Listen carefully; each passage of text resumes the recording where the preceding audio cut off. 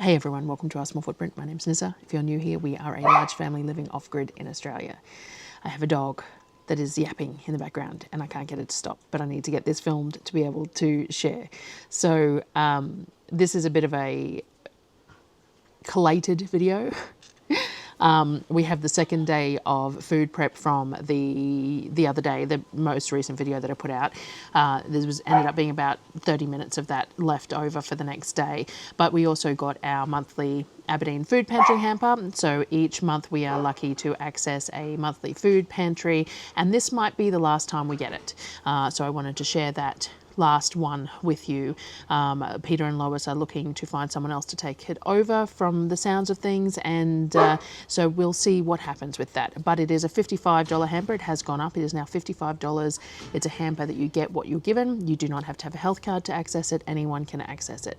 And I say this quite often, that by everyone accessing it gives the charity the opportunity to support other people, because by us purchasing it, it allows them to distribute things elsewhere. So it's a $55 hamper.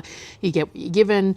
There's normally some meat products, some produce, some dry goods, all that sort of thing. And you pre-book it every second Saturday of the month. And then on the fourth Saturday, they open the dry goods pantry as well. Though, as I said, this might be the last one we get. So I wanted to share the hamper with you. And then I wanted to share with you something that I did with something that I got from the hamper. And then I have all the other food prep from the other day in there as well. So I've just collated it all into one video that ends up being around about the length of the videos that I normally share, to get it out. There has been some things going on behind the scenes that I'm not going to talk about, because I think I'm going to limit what I talk about in a personal aspect due to the significant amount of negative feedback I'm getting lately. So for the moment, we're going to skip our Sunday squirrels and we're just going to stick to food, finished projects and things like that. I might try and integrate a little bit more of the creative stuff and the 3D printing and stuff too, as I move away from sharing too much in the way of personal stuff, and we'll see how it goes. So this is, a little bit of a smooshed video of a few different things. And I will finish off the last meals for what we eat in a week today and get that out in the next few days, and all the food prep that I've done this week as well. Obviously, I've been recording as I go to collate into a video for later in the week too. So thank you for watching, and I'll see you guys on the next one. Alrighty, this is, what month we're in? March's hamper.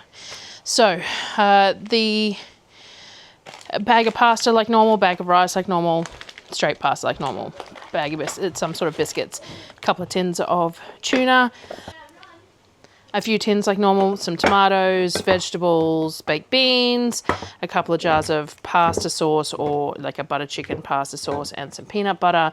There's a litre of UHT milk. There's a couple of packets of these Vita-Wheat crackers and a box of Nutri-Grain, as well as a bag of potatoes, a bag of frozen peas. There's some beef mince, and then there was these steak items that they've been mislabeled. So like, this is I fillet. That obviously isn't. It's some sort of a porterhouse or something. That one probably is I fillet. That one's not either. So they've been mislabeled. So we got those ones, and some chicken wings, maybe wing nibbles or something by the looks of it. And then the bag of miscellaneous produce. There's some corn, nectarines, apples, and some bananas in there. Darryl, and a 10-litre bag of milk, and 4 loaves of sandwich bread. Now, those mislabeled meats and stuff, they had extra that you could buy. Darryl decided to grab some. I know we've just bought that half a cow, but these were only $3 each, so it was worth having and throwing in the freezer. They can be single serves for him to pull out at some point.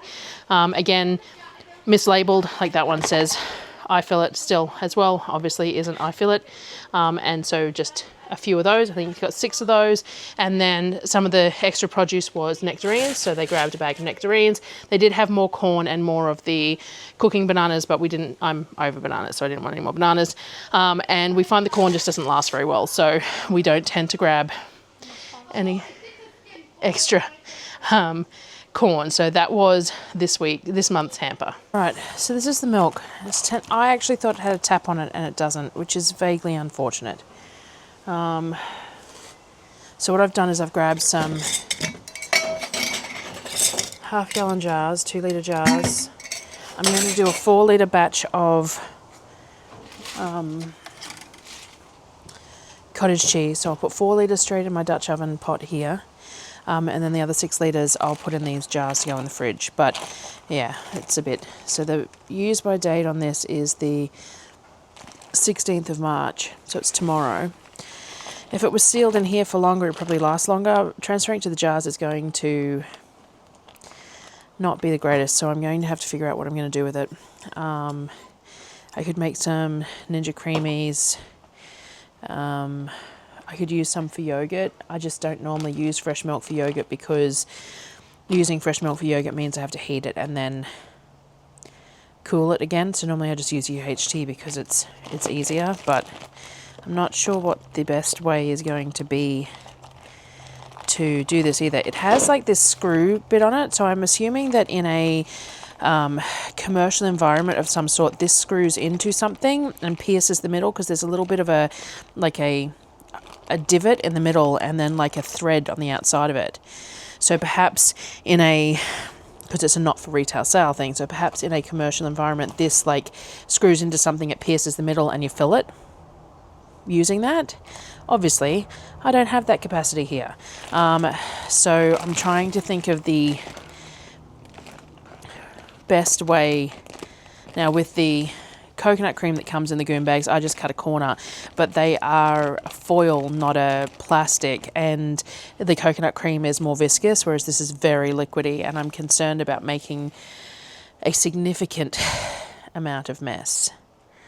But I think I'm just going to have to bite the bullet. So I might find a bowl, and then that way I can put the bag in a bowl rather than box. So when I inevitably make a mess, I am going to be making a mess into let's make a mess together.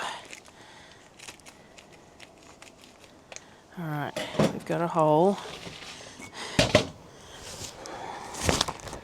Now we need to somehow, yeah, I don't know that this is going to work in the slightest.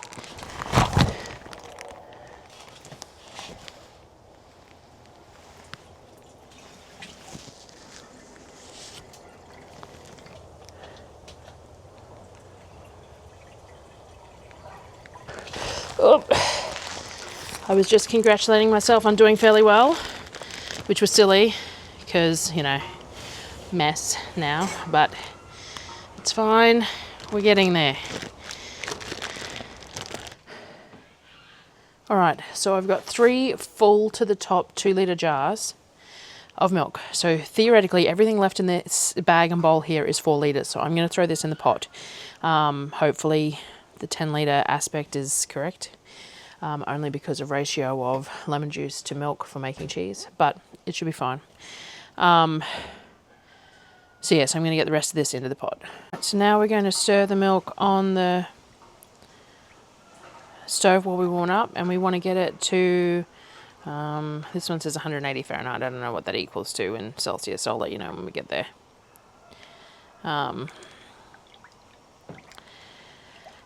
About 90 Celsius, I suppose. I can't remember.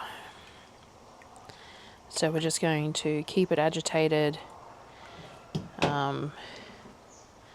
as it's heating. Not quite on full burner. This particular burner runs a bit lower than most of the other burners, so it's the best one for trying to heat things slowly. And we're just going to bring that up to the 180 Fahrenheit. Alright, so the milk has hit the 180 Fahrenheit, which is about 80 odd Celsius. And now we need to acidify it. So you have a choice of whatever you want to use for acid: vinegar, white vinegar, apple cider vinegar, anything else. I like lemon juice. And you want, for 4 litres, you want around about 3/4 of a cup. And then you just pour it in. You stir for about 30 seconds just to get that acid through. Already starting to turn into curds. You can see it happening. I don't know if you can see it happening, but I can see it happening. There you go, you should be able to see it happening. All the curds are starting to separate. And then I put a lid on it, 60 minutes. If you can leave it for 60 minutes, then it's much more handleable because the temperature will be closer to room temperature. So I'm going to put a lid on it and leave it for about an hour, and then we'll come back and we'll strain it. There we go. So we'll just leave it for 60 minutes. I'll come back and I'll show you what it looks like then. All right, of course, my mic is going flat. It's been an hour. This does not look like it has curded anywhere near as much as I would expect, but it is only pasteurized normal milk. So we will see what we get out of it, and what we get is what we get.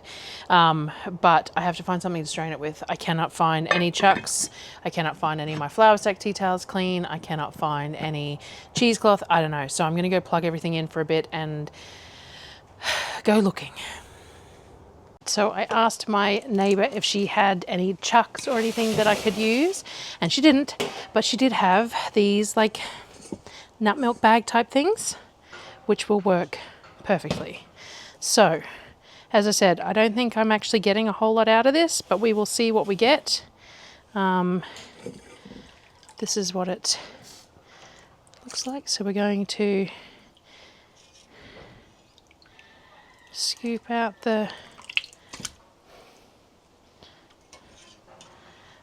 making more mess as per usual.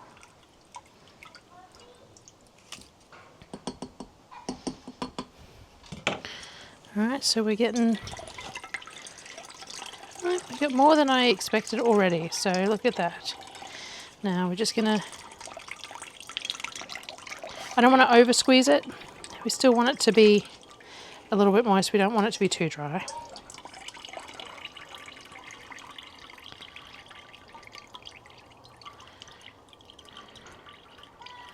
And then we're going to put this in a bowl to add some cream and salt to make it nice and tasty. We might do the whey into that one and the solids into this one because it's got a nice shallow, the bottom of it's nice and narrow. So we'll tip that out there for the moment, and then I don't know that the bowl is big enough to fit all the... Alright, we're going to have to... I'm making such a mess. Alright, I'm going to pour some into here, but I just don't think that it's big enough container to pour it all. So I'm just going to do that.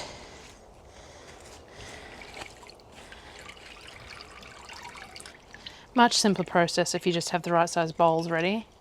I should have just used my Canberra containers. I just wasn't, you know, this has been an ongoing thing. At least it's nice and cold, so I'm not having to worry about it being too hot to squeeze everything out.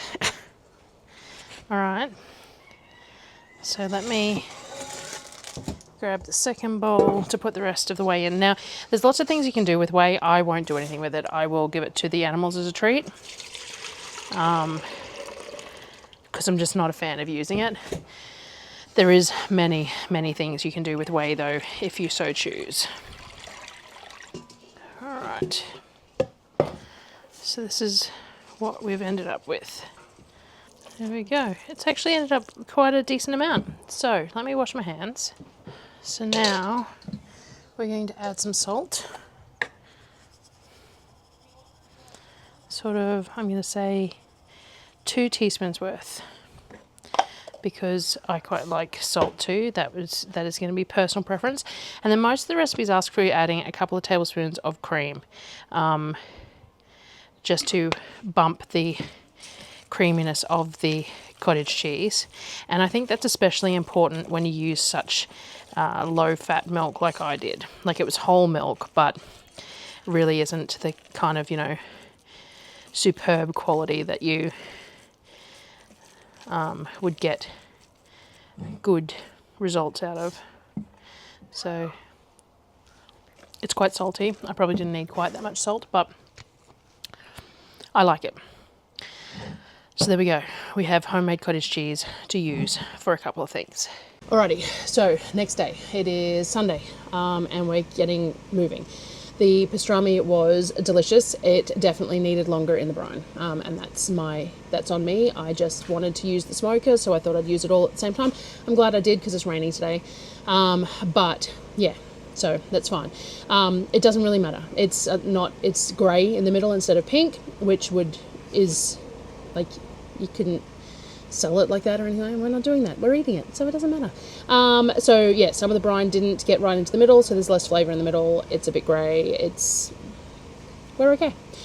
We ate a large chunk of it last night on some of the rolls. Darryl's keto roll worked well. I think what I need to do is make the dough wetter and less like a dough and more like a batter, and spread it out a bit more, so that it is thinner, because it's very heavy, and in that kind of a roll it ends up being pretty heavy. So we're going to do hamburgers tonight so that we can so he can use those hamburger buns too. So I'm going to make hamburger rolls shortly, because the leftover baguette rolls, unless someone eats any of them for lunch, whatever's left I'm going to turn into garlic bread with some of that roasted garlic. So I need to do that. I also want to make the banana muffins. I got Sonnet to take the skins off the rest of the bananas that were a bit and put them in the fridge, so the mush is going to be pretty gross, but that's fine because it's going in baking, so it doesn't matter. But I need to use it today or freeze it. So the plan is to make muffins. I want to make some banana raspberry white chocolate muffins, because I think that just sounds amazing, and I might just do some banana choc chip ones or something as well, and maybe I'll keep the raspberry white chocolate ones for myself. We'll see. So we've got to do that.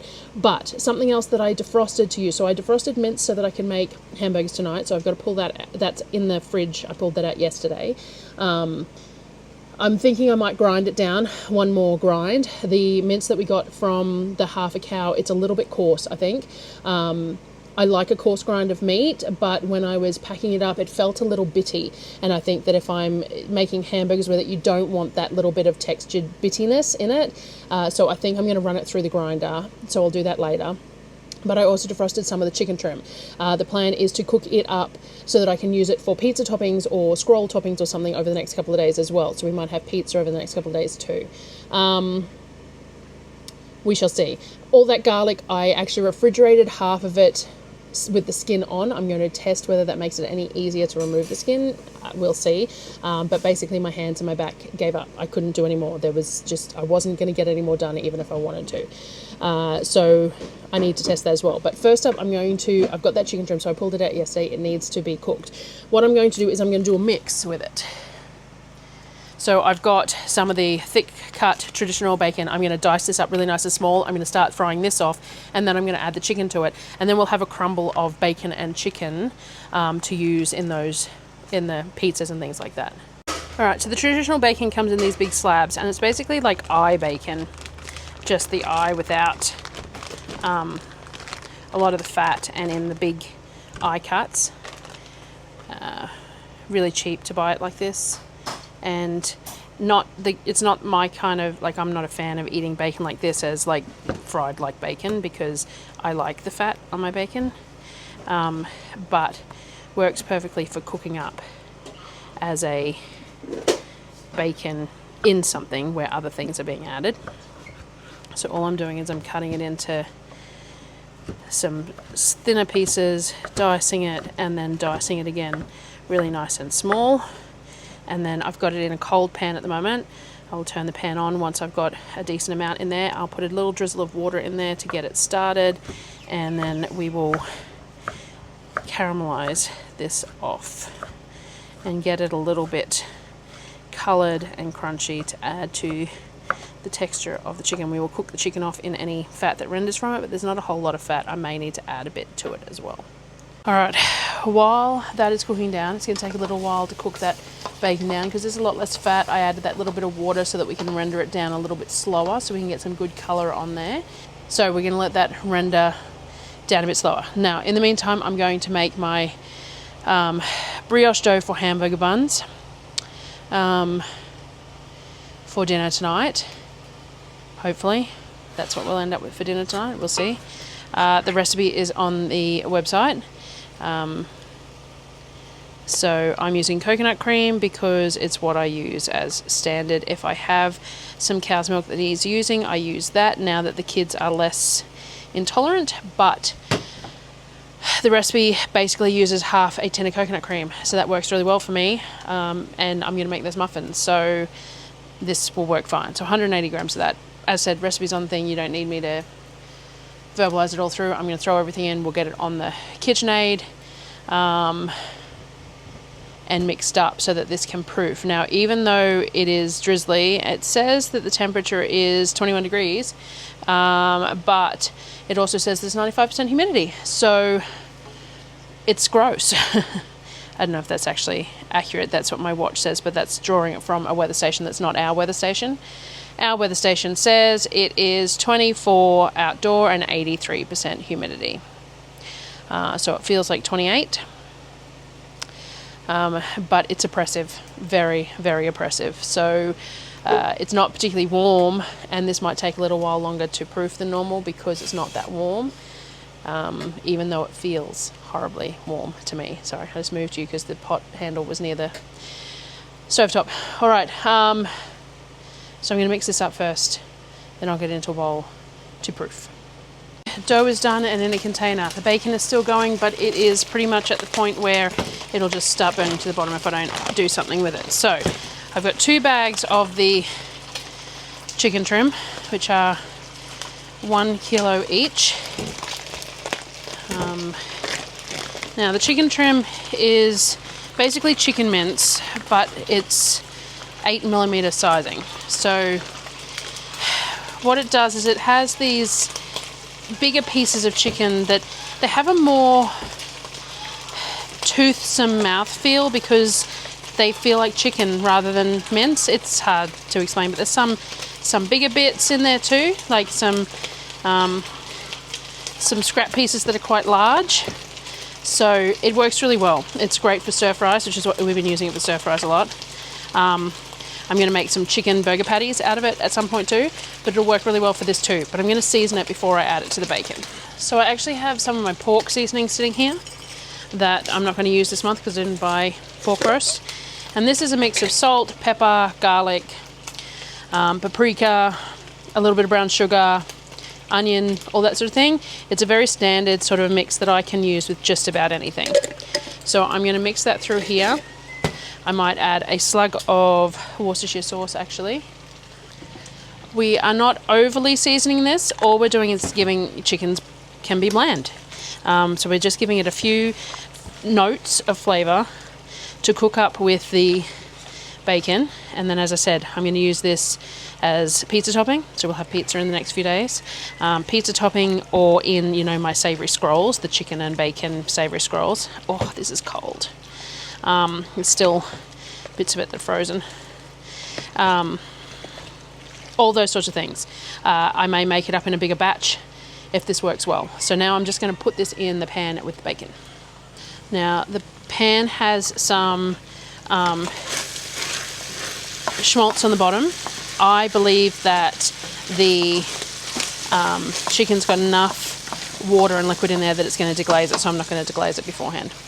Otherwise, I might add some, I don't know, balsamic vinegar maybe you could use in that, but there's plenty of liquid, and because there's so much chicken, and it didn't season all the way through, did it? Because there's so much chicken, I might sprinkle a little bit more seasoning over the top of that. It's going to sweat a little bit until it gets up to temperature. So it'll deglaze that pan in doing that, because we're not going for like really crispy sort of, you know, that kind of a thing, because we're going to be using it in other stuff. So it's okay that it might end up a little bit less coloured and things like that, but it's going to be tasty. Alright, so there you go. I'm going to turn that off. It's all cooked through, the bacon and the chicken with the seasonings. There's still a little bit of schmaltz on the bottom of the pan. There's a little bit of liquid in the bottom to scrape it off, but if I don't get it all off, I don't get it all off. As it cools, I'll scrape some off to add to the flavour of the chicken, but otherwise I'll just deglaze it before I put the pan over for washing, because the kids will never get it clean otherwise. But that's all the chicken. So as you can see, there's lots of different size variations in this trim. It works wonderfully for so many things. I'm really happy with this. And when it was sold, it was like a 2 to 3 kilo bag for $6, I think is what it said. And I got 4 bags for $24. But when we were bagging it up into 1 kilo lots, I ended up with just over 20 kilos. So obviously the bags are variable. Even at the lower quantity it was worth doing, but at the higher quantity it ended up being just over $1 per kilo. And look at that, it's perfectly usable chicken in so many ways. So this is done. I'm going to let this cool, and then I'm going to bag this up for the fridge and freezer. As I said, we'll do pizza, and this will be part of the topping. We'll do a barbecue chicken bacon pizza, do some mushrooms for Darryl and some salami maybe as well, and things like that. So we will do that, and more of those savoury scrolls. So if I've got this ready to go for the savoury scrolls, for the chicken savoury scrolls, that will make it a lot quicker to make them. So I like that idea. I don't know if you can hear it, turkeys are fighting out the back. We have too many toms.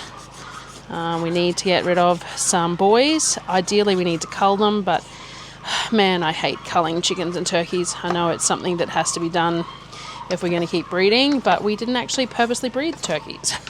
We didn't even actually purposely get turkeys. Anyway, so that I've pulled most of that flavour off the bottom now as it's cooled and the moisture has sat in it. So yeah, I'm going to let this cool. Those savoury scrolls will be really good for pizzas. The kids, if I do it in small enough amounts, the kids can even pull it off to put on their English muffin pizzas that they've been doing. It could be used in ramen. It could be used in many things. So it may be something that I make more up of if we find that we use it, but I think it'll be good. So it could even be added to mayo and made into like a chicken salad on rolls or bread. I don't know. We'll see. It was just one of the ways to use some of that trim up and get it cooked, so that it's a little bit more accessible. So yes, that's cool. Next thing I probably need to do is have a look at that garlic. My dough is still proofing because, as I said, it's not quite as hot today as normal, but that's fine because we don't need them till dinner. What else? I want to do those muffins, don't I? So I need to sort those out. I also have no ramen seasoning or chili oil left either, so I should probably do that today. So yes, let's have a look at that garlic first. So I just bagged up the garlic that wasn't peeled to see if it'd be easier today. I'm thinking that because it may not have the same sticky factor that it did when it was hot, which was what was making it harder to peel. But only some of the cloves were like that and some weren't. So we're going to have to do a few and then judge the ease of it after we've done a few, so that we've got a, like none of these are particularly sticky. This one's a bit of a sticky one with the caramelization. See how it sort of sticks, the papers stick. A little bit of garlic paper isn't going to bother me because most of these are going to be crushed up into things, so I'm not overly concerned about a little bit of paper sticking to them, but it's just annoying. But that is probably easier than when it was hot, probably. But you know, by the end of all these I might be saying there was no difference at all, because it's just a fiddly job. Because I wanted that caramelization because that gives it some really lovely flavour, but it also makes it a little hard to handle, because if you saw those first couple of pieces that have no caramelization on them but are lovely soft roasted cloves, they're super simple to peel. You add the sticky sugary caramelization and you add difficulty levels to peeling. but it will be worth it in the end. I keep telling myself that. It is. I love roasted garlic, and adding the smoke flavour to this as well is just going to level it up. So I'm just going to sit here and finish peeling this other bag. So a note about the garlic too, I don't know how much I said last night. I put it on trays in the smoker. It doesn't work very well because the way the smoker heats from the bottom, and they were blocking the heat from the meat for a start, so the meat wasn't ready until really late. But I think the trays block too much of the heat as well. I was sort of counting on the fact that the smoke would, you know, billow around the trays and it would go through everything, but they're not as smoky as I would have expected or liked. And I think a lot of that is that they were on trays. So I am going to do this one more time on a good weather day with some more of the garlic, and I'm going to lay, because I keep them in their skins anyway, I'm going to put them on racks without a tray underneath them and see how that goes.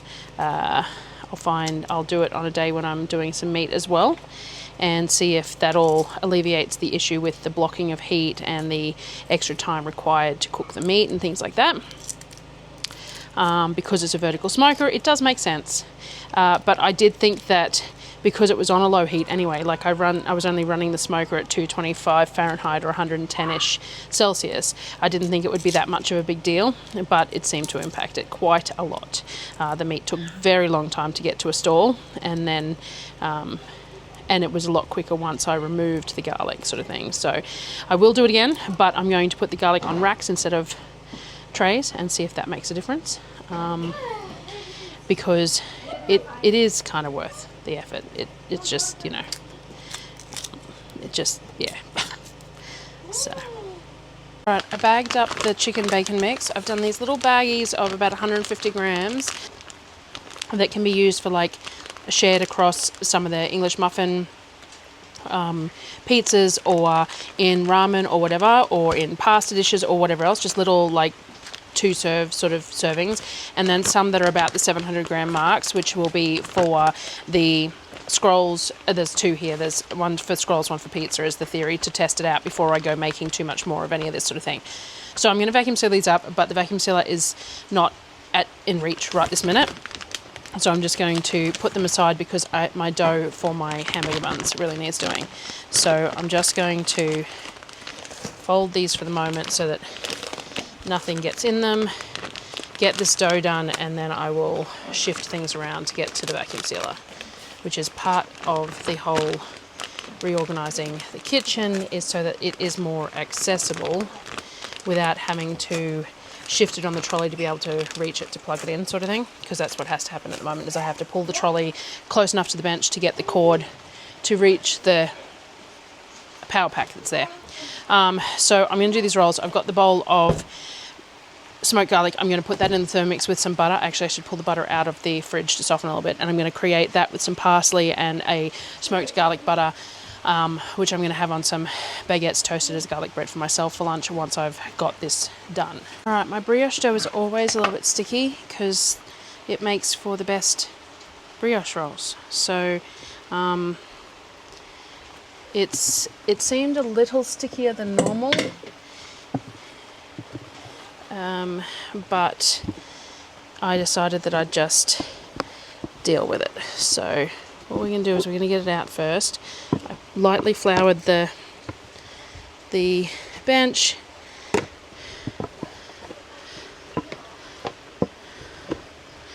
and as normal we're going to shape it into around about 80 to 90 gram rolls and get them to do their second proof. So there's plenty of flour on the board underneath, so all I'm going to do is bring that flour into the top, get a bit more, just sprinkle it around the edges so that we can use that to scoop the dough over like that, so we're not putting too much flour on the inside of the dough, just the outside, so that it's handleable.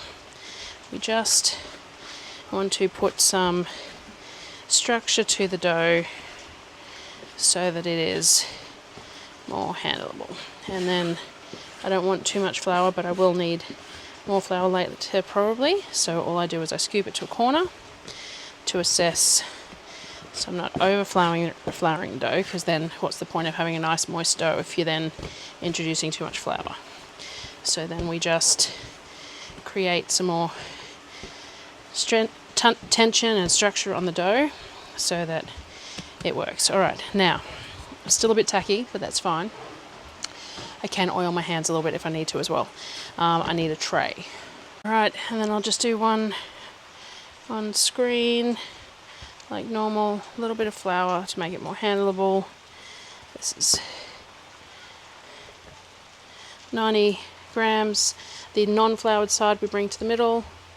You use a bit more flour if need be, just to bring it together, and then roll into a ball.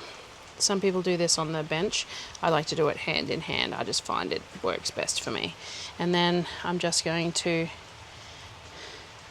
put a little bit of flour on it just to allow me to place it, and then I'm going to flatten it slightly because that's how I like to do my hamburger rolls. Not too many on a tray, and flattened so that they spread a little bit.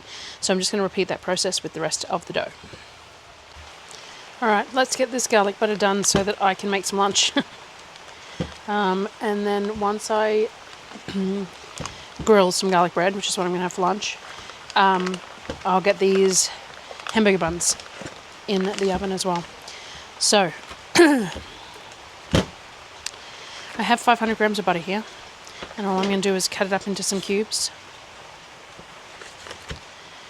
to add to the garlic. I'm going to add some salt, and I have some parsley. So I'm going to see how much weight I have of the garlic. So let's get the scales in the Thermomix, and then let's have a look at what we've got here.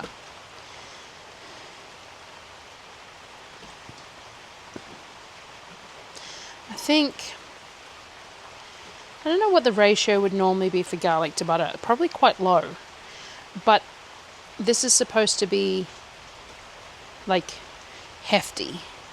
Do I want to do 1-to-1? 500 grams of butter to 500 grams of garlic. I think that's probably a good point to start, right? So we've got 500 grams of garlic. I'm going to blend this up first,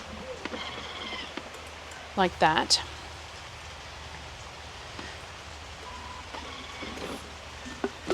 So it's sort of a chunky paste. And then I'm going to throw all this butter in and keep blending it and see what we end up with. Give it a taste, and then we will add some salt and some parsley, and maybe more garlic. I need the spatula. I obviously did it in the 6, not the 7, because it's got the hole in the top with the spatula that you can do down to the collar. So if we turn this on to 5, and then we move that butter around. We still got some butter to emulsify in there, but it's getting there. So we'll keep mixing that. Smoked garlic butter.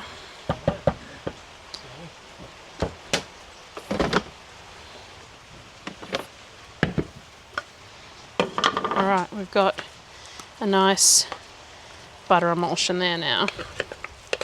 That looks perfect. Alright, but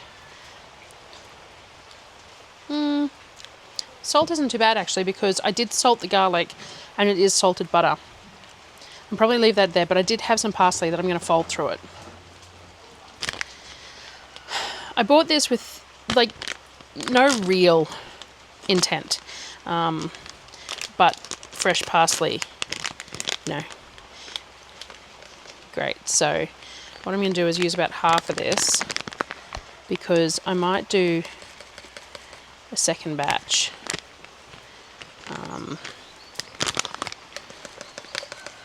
Now this did get defrosted and then did get out of the fridge and then put back in it, because they didn't realize it was supposed to be in the fridge, so it's not quite as fresh as it could be, but it will add that little bit of freshness to and the little bit of green to the butter. So I think that's perfect. So what I'm going to do, I'm going to try it. So I'm going to cut a baguette in half. Alright, so I need to preheat the oven for the rolls anyway. So what I'm going to do is, while that's happening, I'm going to make some garlic bread. I may get some parmesan out to put on it too. And there is baguettes left from last night that they ate some for lunch, but there's still some left. So I will probably do exactly this, spread a really nice generous amount onto those baguettes, split like this, or the other way. I do like them how you cut them from top to bottom and then you fill them in the middle. It's more fiddly, but I do really like it. Wrap them in foil and then put them in the freezer, and we have garlic bread to have with whatever. I want to do lasagna soup at some point in the next couple of weeks and things like that. So we will have garlic bread to use for that. And I do regularly make baguettes purposely to make garlic bread, and with this extra garlic, and there's probably the same amount, if not more again here, plus the lot in the freezer, in the fridge that I'd already peeled. So I'm going to freeze some of it just like this so that the whole cloves can just be pulled out and pureed. But I might make another batch of butter too, and I'm going to freeze it in pucks, and then that way you can just pull a puck out and let it defrost when you want to use it for something. So I'm going to put this on a tray. I'm going to cook this up. I might sprinkle it with some parmesan. I'm going to let it cook a little bit first and then sprinkle it with some parmesan. And that will be lunch for today. And then we get the buns in and I'll bring you back. Filled trays, I'm going to put lids on them, get them in the freezer. There's a little bit left here that I'm going to scrape out for a container for the fridge because I might use that with the hamburgers tonight. And yeah, I'll probably repeat the process. You don't need to see it. And do another 500 grams of the garlic with another 500 grams of butter. And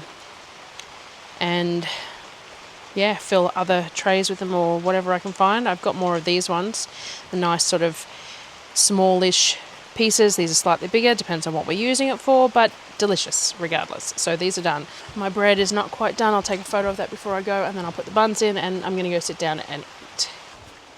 Doing too many things at once. Buns are done and they're fine, except I forgot to egg wash and sesame seed them, which is a bit of a bummer because I really like egg wash and sesame seeds on my hamburger buns, but it's fine. So the buns are done. I suppose the next thing I need to do is the muffins, get them cooked, because the bananas need to be used. So I need to, they need to be done. So let's get these out of the way. Right, muffins. We're going to go really simple. We're going to weigh everything in. We've got, let's say, 100 grams of oil. You could use butter. But I will probably run out of butter this shopping period because I'm using the butter for the garlic butter and stuff, so we're going to stick with oil. I need eggs. I haven't grabbed eggs yet. Actually, I think I should be able to fit 24 muffins worth in here. I can always just fold in the end if need be anyway. So let's go with 200 grams of oil and 4 eggs. All right, 4 eggs, and then we're going to put the equivalent of 3 cups of mashed banana, which should work out to be about 600 grams.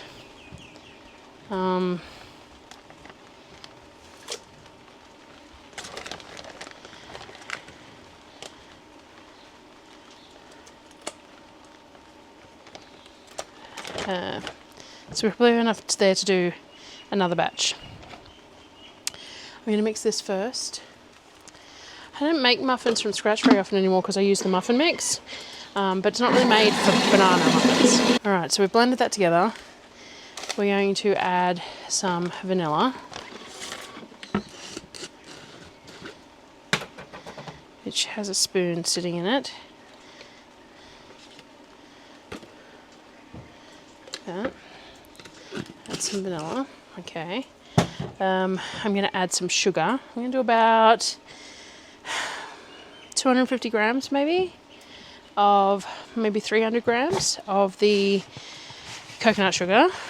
But yes, I don't make muffins from scratch very often anymore because I use the muffin mix that I make, but it doesn't lend itself to adding banana to it.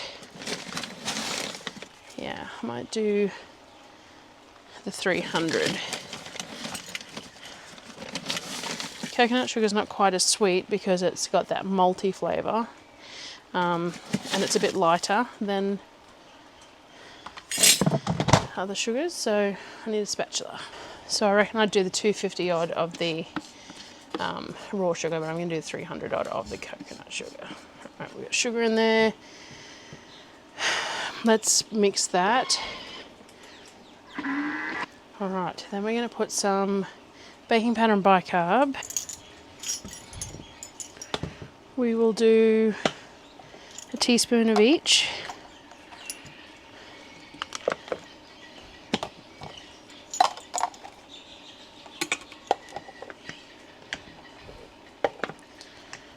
And we will do 450-ish grams of flour, I reckon. And we'll have a look at the texture. So, right, I'm going to go the 500 mark. Let's blend this.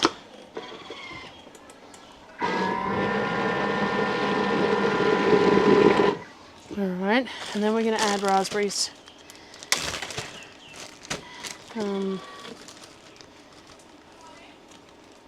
I'm just going to add whatever's in this bag here. I don't know what it weighs.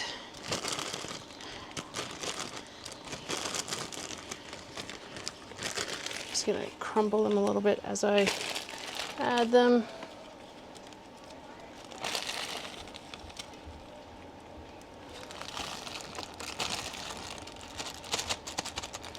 It's 260 grams of those.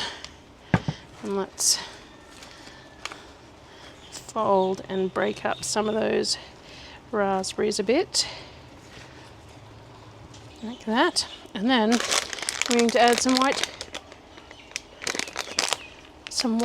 chocolate chips, because raspberry white chocolate, as I've said before, is one of my most favourite flavours. Now these are just 140 grams, so this is against 24 muffins, so we'll just spread that out. Texture looks good. This was very much a look at my normal recipe and we'll see if it works. So I'm going to grab some muffin tins. Muffin tins are another one of those things, like I was talking about how I culling some and replacing them with newer ones. This muffin tin is horrible. Partly because it was used in the barbecue a lot, which is why it's so discoloured and pretty much unable to be sorted. Now I use muffin papers in there, so it doesn't really matter what it looks like, not really. But the muffin shapes, like the shape of the holes is a bit odd too, because the papers never fit real well. I've been looking at the ceramic lined ones, thinking that they would work really nicely, and thinking about replacing, like buying 3 or 4 of them as a replacement to all my mismatched miscellaneous muffin tins that I can never find and that all look kind of, you know, meh. But it'll be something I do when I've got a bit of spare cash again. But I think that that's on the list as something that I want to do. So we're only doing fairly small muffins, which I think this might make more than the 24, because we're doing between a cupcake and a muffin, because I like them that size. So I got one tray, I just need to find the rest. I currently only own 2 of these now, and they both look to be the same. So maybe I ordered these ones because the other ones were dead, and these ones haven't been a good choice either. Don't know. Anyway, I think I'm going to have more muffins than both trays, more batter than both trays. So we will just do what we need to do, and I'll show them to you once they're cooked. Alright, so this is the second batch of 24 muffins, and I have another 22 in the oven at the moment. The second batch I did the banana, but I did cherries and milk chocolate. So we've got raspberry white chocolate banana and cherry dark chocolate banana. And I'm just going to bag these up. We'll leave some out for fresh eating for the next couple of days, but I'm going to bag them up in lots of, like this, in Ziploc bags, just like that. Nice and flat to go into the, I've got these in here, but I've got the bag still open so they don't sweat too much. So I'm just going to bag them up like that as they cool, get them in the freezer as well to use up. Now there was a little bit of banana left, but I'm not making any more muffins now. It is 10 to 5. So I've stuck it back in the fridge. I'll think of something to do with it tomorrow. Now I need to mince up the beef for the hamburgers. I pulled this out of the freezer yesterday. It's still a bit frozen, but frozen meat going through the mincer is sometimes better anyway, so I'm going to pull that out. All right, so I minced the beef with my Louvel mincer. I didn't record it. We're doing some cleaning and it's late and it's, you know, impacting the filming, which is fine. So this is the mince. Just run through the slightly finer grind because the coarse grind that was provided, it'll be fine for some things, but just not so great for things like burgers where it's quick cooked. So I've just run it through the slightly smaller grinding plate. Now my hamburgers, all I add is a bit of salt and onion powder, and that's it. And then we form them into 90-ish gram patties and we cook them off. This is 2 kilos, which will make more patties than we need for dinner, but Darryl will eat some for breakfast tomorrow. So that's what I'm going to do. So Louvel mincer, the smaller grinding plate. I'm going to season this with salt and onion powder, and then we will just form it into patties. I probably will leave it there with the hamburgers. I'll just show you them at the end.